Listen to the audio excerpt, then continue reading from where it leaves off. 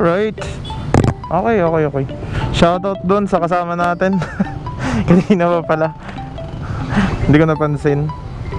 So yan, shoutout kay Press ng MM.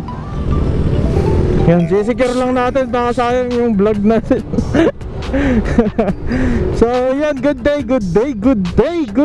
sa lahat mga ka-ODG. Maraming salamat po. Sobrang overwhelmed lang ako talaga sa pagtangkilik at loyalty nyo. So as of today is November 19, Thursday. And yun na nga, no, ilang days na lang, no, since nag-start tayo mag-operation is magsi 6 months na tayo. Half a year na pala tayo nag-ooperate at magsiservisyo sa ating mga ka-ODG, solid ka-ODG natin dyan. Alright, bago yung lahat, ipasok ang intro.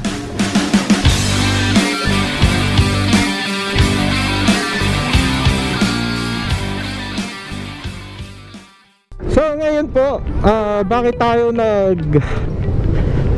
So may isa na naman tayong solid clients. Siyempre gusto natin bawian yung mga tiwalang binibigay nila sa atin sa patuloy na pagtangkilik at sa pagiging loyal since day one, no? Nako, hindi nawawala to sa amin. Shoutout kay Ma'am Celine Sangka po ng nakalimutan ko na kung anong bansa. So yun nga, every month, no? Halos sa bawat ang anak niya ay pinapadeliver niya sunod kasi yung birthday. So yun nga, nagpa-reserve siya ng cake dito sa Charis. And yun na nga, pipick upin natin. So Goldilocks, kuha tayo. Morning ma'am. Thank you. So ayun na, nakuha na natin. And bali ngayon, kahit hindi ganun karami yung pinadeliver ni ma'am, consistent si ma'am. Maraming salamat po, may patip pa talaga si madam eh. Maraming salamat po.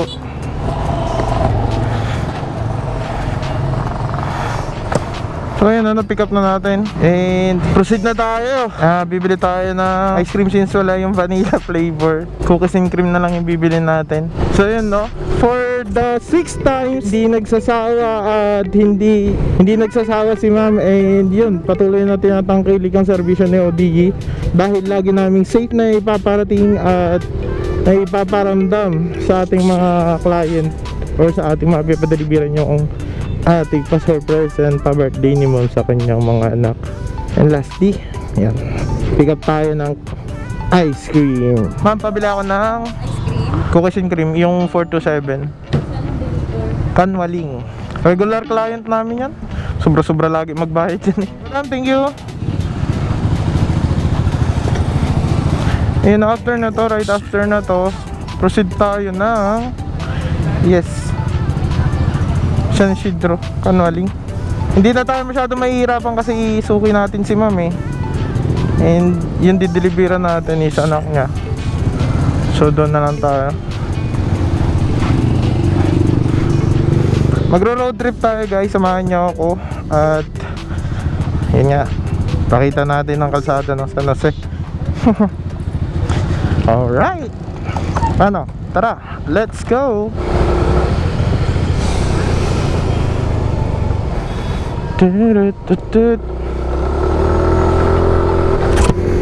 Shoutout ulit kay Ma'am Celine, no, ma'am. Maraming salamat po. Sana po hindi kayo magsawang magtiwala at sumuporta sa ODG.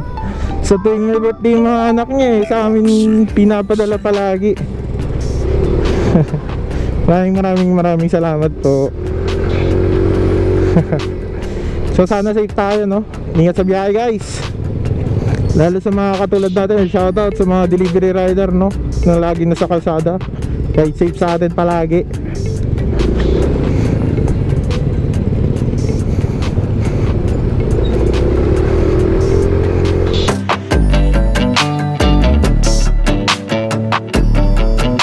So nasaan na tayo? Nandito tayo ngayon sa Marsan Village.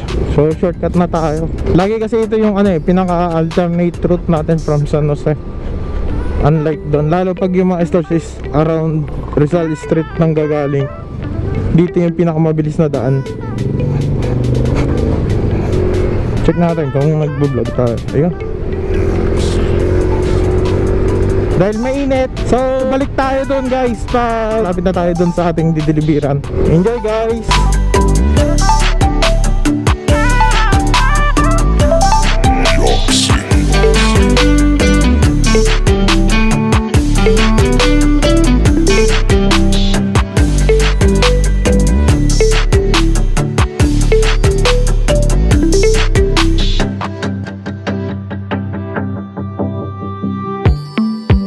Alright, bagong sikat na.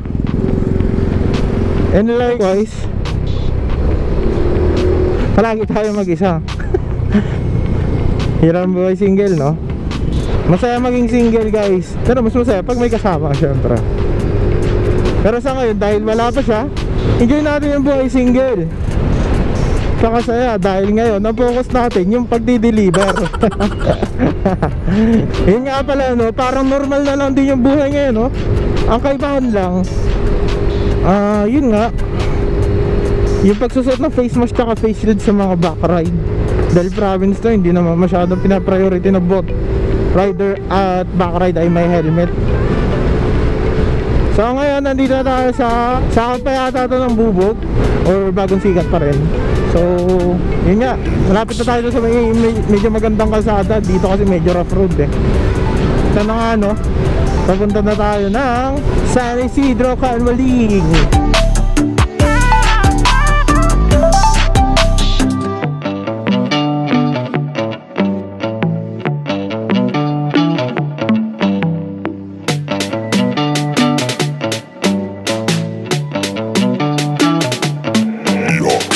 So ayun pala, no, medyo makati to pag napupunta kayo sa kalsadang ganito. Ito yung kalaban natin guys, kasi yung gilik ng palay kumakapit sa atin. Immune na lang eh, kasama sa buhay pagiging delivery rider yan. Ito yung kaibahan ng pagdi-deliver sa probinsya unlike sa city. At safer kasi bakit ka mo, nasa province tayo, hindi katulad ng mga civilized na area. Kaya nga lang, syempre pagdating dito hindi tayo pwedeng mag-demand ng mga ganong price unlike sa Manila. And yung market natin is limited. Aminado naman tayo dyan na limited. Kasi dito hindi naman katulad sa city areas is hindi tayo crowded sa mga tao. And mostly halos lahat ng bahay is may mga personal service like motorcycle. Oh, medyo delikado yan.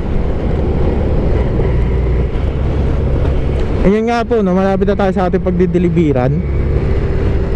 Doon yun, doon sa area na dyan tayo magdideliver.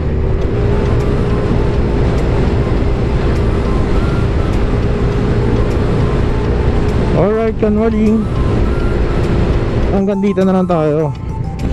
Okay, right turn.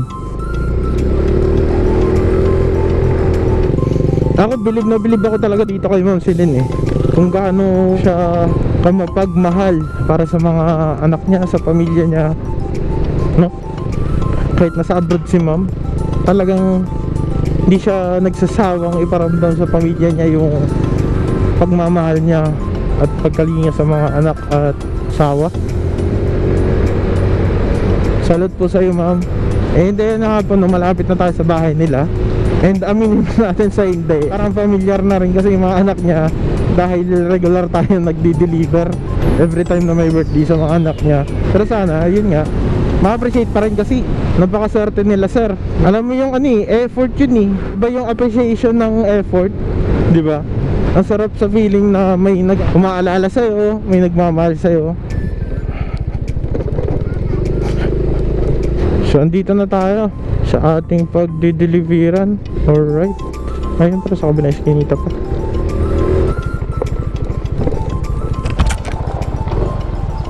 Dito kayo. Sarado. So doon pa sa kabila.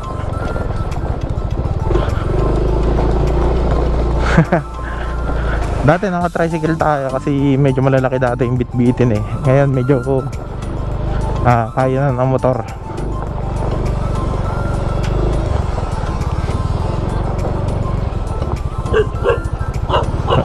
Oh, aso.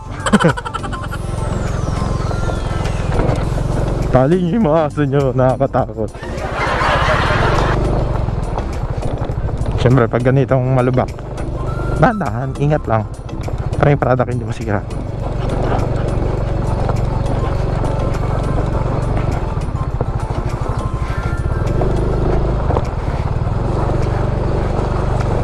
Alright.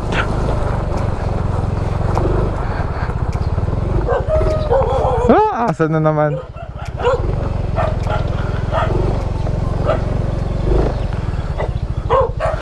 Good morning po. Si kuya, nasaan si kuya? Ando siya sa kabila. Ano yan? Ay tayo. May pa-deliver ulit si ma'am kay ano. Ay, nandun sa kabila. Oo nga eh. Sige sir, baba ko na lang dito. Tapos kausapin ko na lang siya doon. Regular talaga si ma'am nagpapa-deliver eh. Sorting mga anak.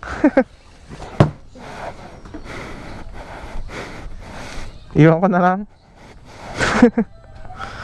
Okay. Sige, kasama ko na doon sir. Thank you. Sige, salamat. Sir, dito na ba ako?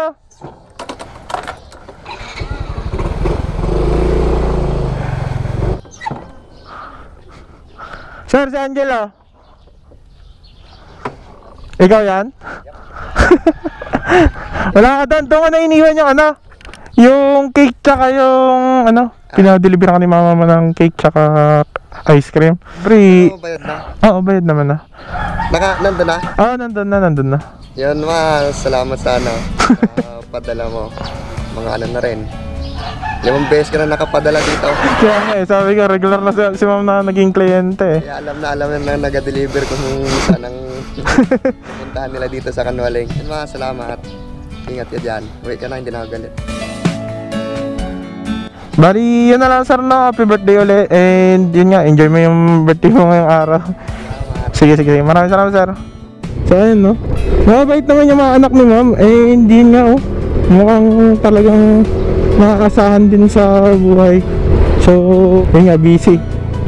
Pero kahit pa paano, syempre gusto nating iparamdam kay ma'am na aabot sa anak niya yung birthday niya. Yun pala si Sir Angelo. Yung isa pa naman, yung isa may birthday yung nakaraan. Kasi last time kami rin yung nakapag-deliver. So yun po, sana po natuwa kayo Ma'am Celine. Yun nga po, maraming salamat po sa palaging pagtangkilik at pagtitiwala sa amin sa ODG. Hanggang sa muli, ride safe always, chill, peace. Bye bye.